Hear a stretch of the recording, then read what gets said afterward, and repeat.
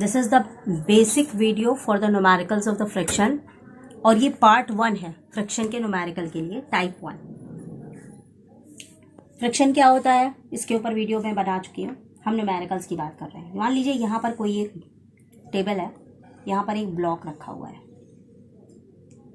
ठीक है। ये ब्लॉक पर कोई फोर्स अप्लाई होता है। यहाँ पर ये दिया है कि इस ब्लॉक का कुछ मास है और वो मास है 1 kg। इस ब्लॉक के बीच में और इस टेबल के बीच में जो स्टैटिक फ्रिक्शन की वैल्यू है वो दी हुई है 0.5, ठीक है। स्टैटिक फ्रिक्शन को म्यू से डिनोट करते हैं और काइनेटिक फ्रिक्शन की वैल्यू दी हुई है 0.4, ठीक है। अब हमको ये निकालना है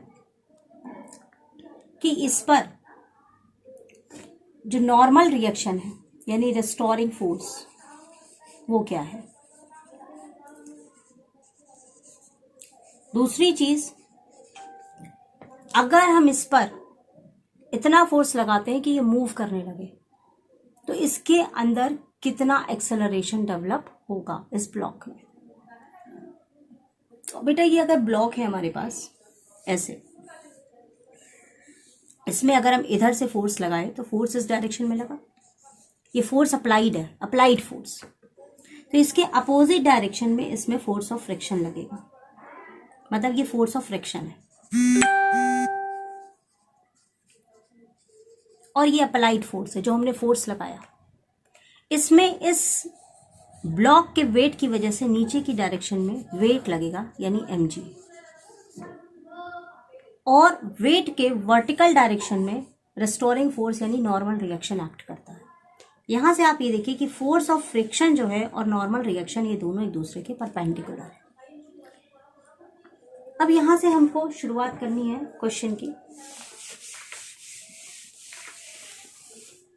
आप यहां पे देखिए कि ये जो ब्लॉक है एक टेबल पर रखा हुआ है और ये मूव नहीं कर रहा, चल नहीं रहा, यानी ये बैलेंस है, यानी इसका जो वेट डाउनवर्ड डायरेक्शन में है ये बैलेंस्ड है ऊपर के नॉर्मल रिएक्शन के साथ। That means normal reaction minus weight is equal to 0, दोनों मिला के 0। और we can say that normal reaction is equal to weight of the block. Now what is the formula for the weight? It is m into g. Now mass of the block as it is given in the question is 1 kg and value of gravity is 10 and we get 10 Newton. This is the restoring force. Okay. Now we know force of friction is equal to force of friction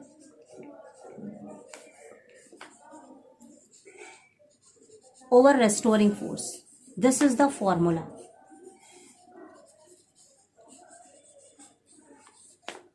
अगर हम static friction के लिए निकालेंगे तो ये बन जाएगा μs और ये आपका आ गया फोर्स और ये रेस्टोरिंग फोर्स।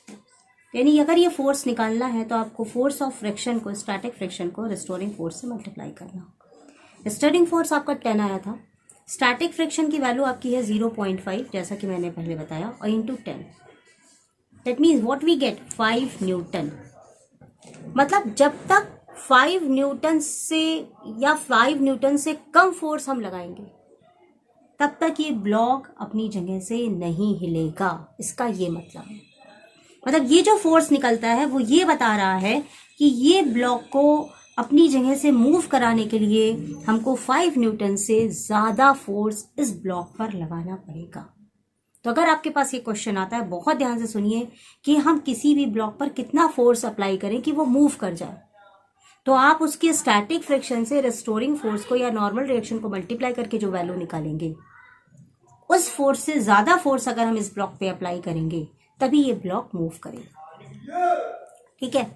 इसके अलावा काइनेटिक फ्रिक्शन अब हमें अगर निकालना है then force is equal to, मतलब एक बार चलने के लिए, लेकिन अगर कोई चीज लगातार मूव कर रही है तो उसमें हमें कितना उसको लगातार फोर्स देना है कि वो मूव करे। तो सेम यहाँ म्यू एस की जगह म्यू के, और काइनेटिक फ्रिक्शन की वैल्यू हमको अभी दी हुई थी 0.4। याद रखिएगा काइनेटिक फ्रिक्शन की वैल्यू हमेशा स्टैटिक फ्रिक्शन से कम होती है। इनटू रेस्टोरिंग फोर्स आपका 10 है, तो ये आपका 4 न्यूटन है।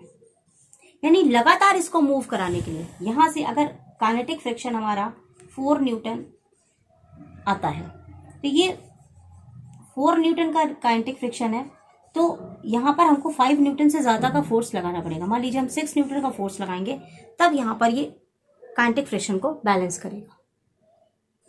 कंफ्यूज मत होइएगा, मतलब जब कोई चीज चलने लगेगी तो वो 4 न्यूटन के फोर्स से उसको पीछे खींचेगी। वैसे तो 5 न्यूटन तक ये खिसकेगा ही नहीं, तो यहां 4 न्यूटन क्यों है कि जब ये मूव कर रहा है ऑलरेडी, तब भी इसके ऊपर 4 न्यूटन का बैकवर्ड डायरेक्शन में फोर्स लग रहा है। तो ओवरऑल इस ब्लॉक पर एक्सेलरेशन क्या लग रहा है, जब कोई ब्लॉक मूव करने लगा तो उस पर एक्सेलरेशन क्या लगेगा। तो हमारे पास फॉर्मूला क्या है, F बराबर ma, यानी acceleration is equal to force upon m। Now what is this force? This force is the difference between the applied force and the force due to kinetic friction. जितना force हमने apply किया और kinetic friction की वजह से जो force लग रहा है वो ये फोर्स है, उनका डिफरेंस। दैट मीन 6 - 4, और मास ऑफ द ब्लॉक मैंने बोला था 1। That means acceleration is equal to 2 and unit of acceleration is meter per second square. This is the first part in basic video, how to find out the friction when a block is just kept rest on a table. Based on the table, एक block है 2 kg का, उसे एक table पे रखा गया है। If a static friction is 0.4 and force of friction 2.5 Newton is applied, अब उस ब्लॉक पर 2.5 न्यूटन का फोर्स लगाया गया। Calculate the force of friction between block and the table. Block और टेबल के बीच में हमको फोर्स ऑफ फ्रिक्शन कैलकुलेट करना। Now according to question there is a block of 2 kg and coefficient of friction is 0.4। A force of 2.5 newton is applied. That means a force of 2.5 newton is applied.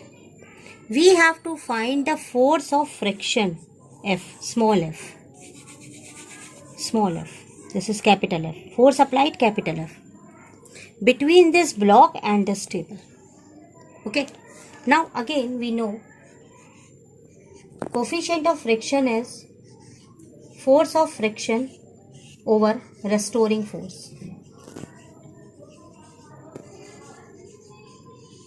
Why we take restoring force is equal to mg? Listen carefully. This is a block. Okay. This is force of friction, small f. This is applied force, capital F, the force we applied on the block. Now this is restoring force and this is weight of the block, which is equal to mg. Okay. Now always remember, force of friction is always in opposite direction to the applied force. Second thing, restoring force and force of friction are perpendicular to each other always. Third, restoring force is always maintained by weight of the block. If block is stable on the table, block is at the rest on the table.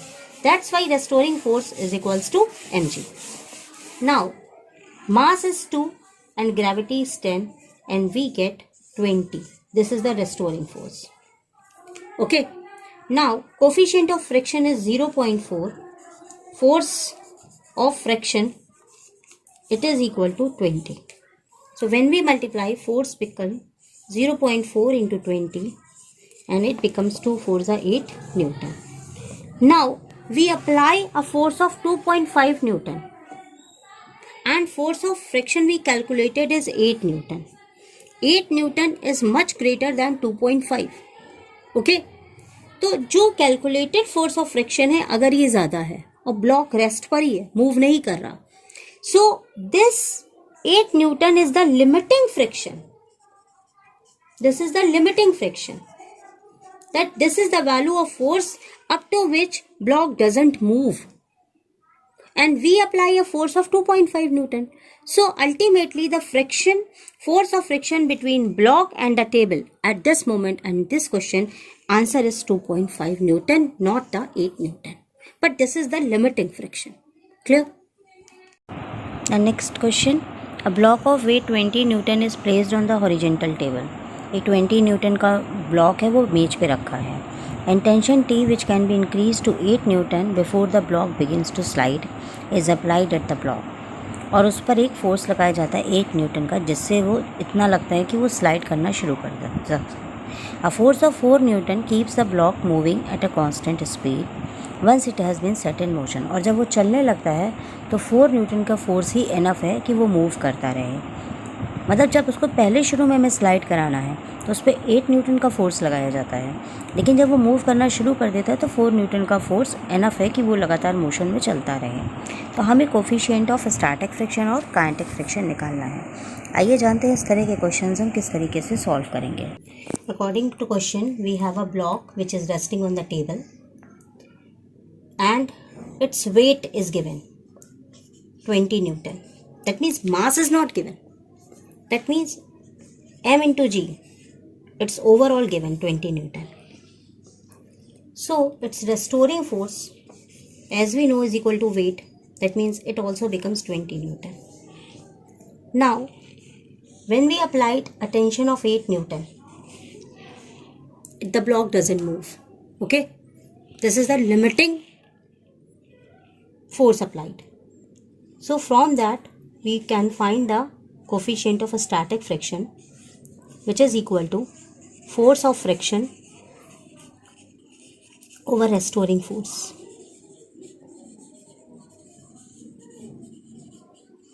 So we put this value 8 Newton and restoring force is 20.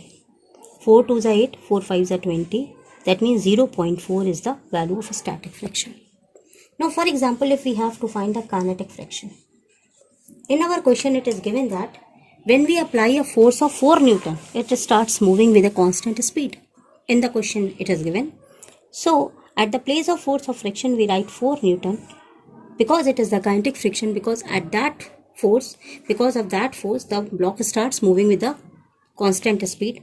And so restoring force 20, which is equal to 4 5s are 20, that is 0.2 kinetic friction. You can always also check mu k is always less than mu s. आपको और भी contents देखने तो सोनिका आनंद academy.com पे आप जा सकते हैं, वहाँ बहुत सारे फ्री एजुकेशनल कंटेंट्स हैं. Okay, now next question. A force of 49 newton is just sufficient to pull the block of weighing 10 kg on the rough horizontal surface. एक 40 न्यूटन का फोर्स लगाया जाता है जो कि एक वुड जिसका कि वेट 10 kg है उसको वो पुल कर सकता है. हमें कोफिशिएंट ऑफ फ्रैक्शन निकालना है और एंगल ऑफ फ्रैक्शन निकालना है. तो चलिए देखते हैं इसको किस तरह से किया जाएगा. From the question we can analyse in this way. That means applied force on a block is 49 newton and mass of the block is 10 kg. We have to find the coefficient of friction and we have to find the angle of friction. Okay, that is theta.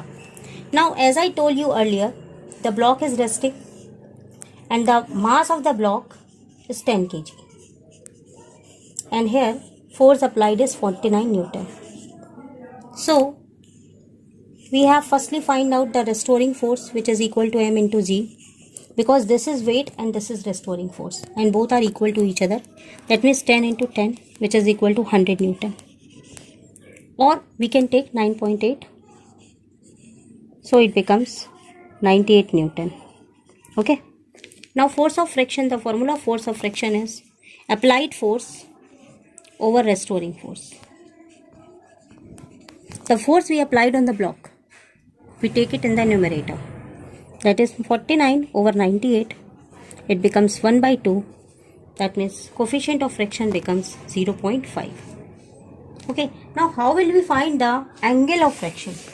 In this section I am also going to tell you how will you find the angle of friction.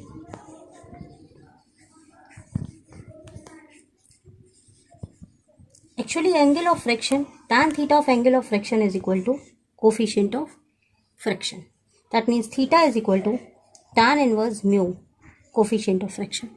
That means theta becomes tan inverse 0.5. So this is the angle of friction.